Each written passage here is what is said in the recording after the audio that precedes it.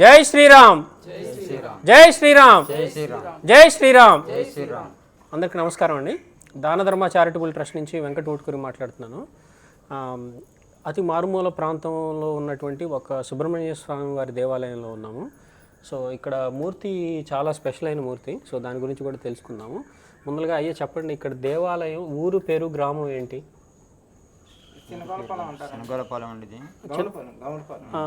ఆంధ్రప్రదేశ్ పశ్చిమ గోదావరి జిల్లా భీమవరం మండలం, కృత్తివేడు మండలం.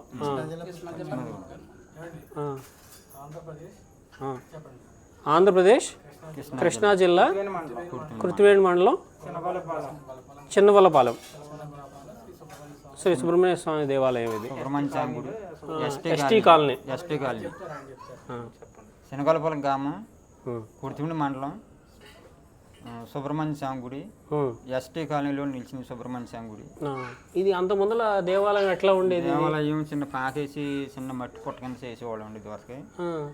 ఇంకా అలా ఉండగా మామూలుగా ఈ గుడి నిర్మించుకున్న తర్వాత ఇంకా మీరు యజ్ఞాలు ఇస్తున్నారని మాకు తెలిస్తే ఇక యజ్ఞాలు దొరకగా ఈ గుడి కూడా నిలబెట్టుకొని ఇక ఎన్నాళ్ళు పట్టింది ఈ దేవాలయం కట్టుకోవడానికి? మీరు ఈ గుడి ఇంచుమించులో సుమారు 30 సంవత్సరాల కింద ఉందండి. ముందు నుంచి మా నాన్నగారు 30 సంవత్సరాల దగ్గర నుంచి ఉంది.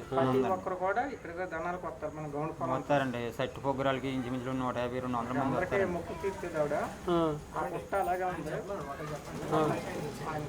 చెప్పు 200 మంది వస్తారండి సెట్కి కానీ నాగల చవితికి కానీ. నాగుల షష్ఠికి. అలాగనే మా నాన్నగారు ఉండదాకా మేము కొంచెం పిల్లలు పెద్దోళ్ళు అయ్యేసరికి ఇక మా వేదిక వదిలేసాడండి మా నాన్నగారు. ఇంకా అక్కడి నుంచి ఇక ఈ భవిష్యత్తు వదలకూడదని మేము ఇక కుర్రోళ్ళు మా పెద్దవాళ్ళు అందరూ కూడి ఇక ఉన్న మట్టికి ఇక్కడ అంతమంది మీ నాన్న చేసుకునేవాడు అండి. ఇక మా నాన్న మా అమ్మ ఆగిపోయారండి పెద్దవాళ్ళు. ఇక మాకు వదిలేసిన తర్వాత మేము నిలబెట్టి ఇంకా అలాగా బయటికి వెళ్ళకుండా యజ్ఞం జరిపక్కన మీ వాళ్ళకి ఫోన్ చేసి యజ్ఞం ఇస్తామన్నారండి. ఇంకా యజ్ఞం వచ్చిన తర్వాత గుడి కూడా ఇక ఊరంతా తిరిగి రెండు గ్రామాలు తిరిగాము. ఆ 2 గ్రామాల్లో తిరిగితే డబ్బులు కూడా వేసారు చందాలు. అలా కడితే ఇంచుమించులో 2 లక్షల పైన దాటిందండి గుడికి. ఇదంతా దేవాలయం భూమి అయింది. సో మంగళవారం వస్తూ ఉంటారా? గ్రామస్తులు వచ్చి పూజ చేసుకుంటూ ఉంటారా? వస్తున్నారండి. అదండి జరిగింది. సో మైక్ సెట్ ఉంది దేవాలయానికి, మైక్ సెట్ ఉంది. ఇచ్చారండి సీన్ డాక్టర్ గారండి, ఒక ఆయన ఇచ్చాడు. డాక్టర్ గారు ఇచ్చారు. ఓకే. ఇది రేక్ కూడా ఒక ఆయన వేసుకున్నాడు అండి. అలాగా మనిషికి ఒకళ్ళు ఇచ్చారండి. సో ఇక్కడ సూర్య ఒక్కసారి ఈ విగ్రహం చూపించి దానికి స్పెషల్ ఏంటో కూడా చెప్పరా ఒక్కసారి?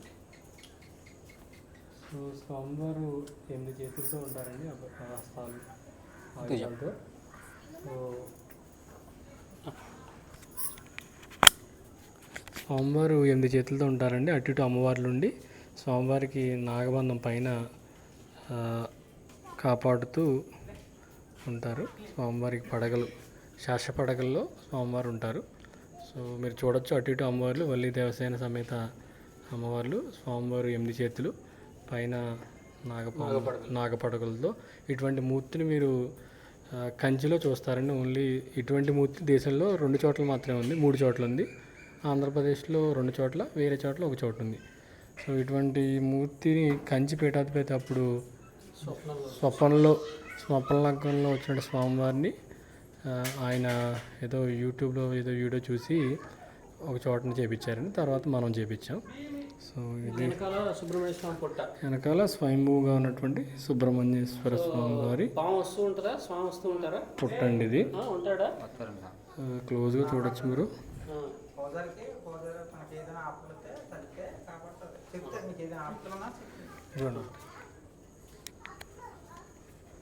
సో ఇలాంటి మీరు ఇక్కడ చూడొచ్చు. మీరు ఎస్సీ కాలనీ ఏం పని చేసుకుంటూ ఉంటారు? మీరు మామూలుగా కూలి పని చేసుకుంటూ ఉంటారు. ఊరు పంట అనేది లేదండి, సరిపోతా మామూలుగా వ్యవసాయం పని. అందరు వ్యవసాయం చేసుకుంటూ ఈ దేవాలయాన్ని మీరే కట్టుకొని స్వామివారిని నిలబెట్టుకొని పూజలు చేసుకుంటున్నారు. అది. సో దానధర్మ చారిటబుల్ ట్రస్ట్ తరపు నుంచి విగ్రహదాతలకి మరొకసారి ధన్యవాదాలు తెలుపుతూ, ఇలాంటి అనేక కుగ్రామాల్లో ఉన్న గ్రామ దేవతల దేవాలయాలు అలాగే చిన్న దేవాలయాలు సహాయం చేస్తారని దాతలను ఒకసారి కోరుకుంటూ ఇలాంటి దేవాలయాలు ప్లీజ్ సపోర్ట్ చేయండి. దానధర్మ చారిటబుల్ ట్రస్ట్ మరి కార్యక్రమాలు ఇంకొంచెం ముందలు తీసుకెళ్లే అవకాశం ఇస్తారని అందరినీ మనస్ఫూర్తిగా కోరుకుంటూ విగ్రహదాతలు మరొకసారి కృతజ్ఞతలు తెలుపుకుంటూ అందరికీ నమస్తే. జై శ్రీరామ్. జై శ్రీరామ్. జై శ్రీరామ్. జై శ్రీరామ్. జై శ్రీరామ్. జై శ్రీరామ్.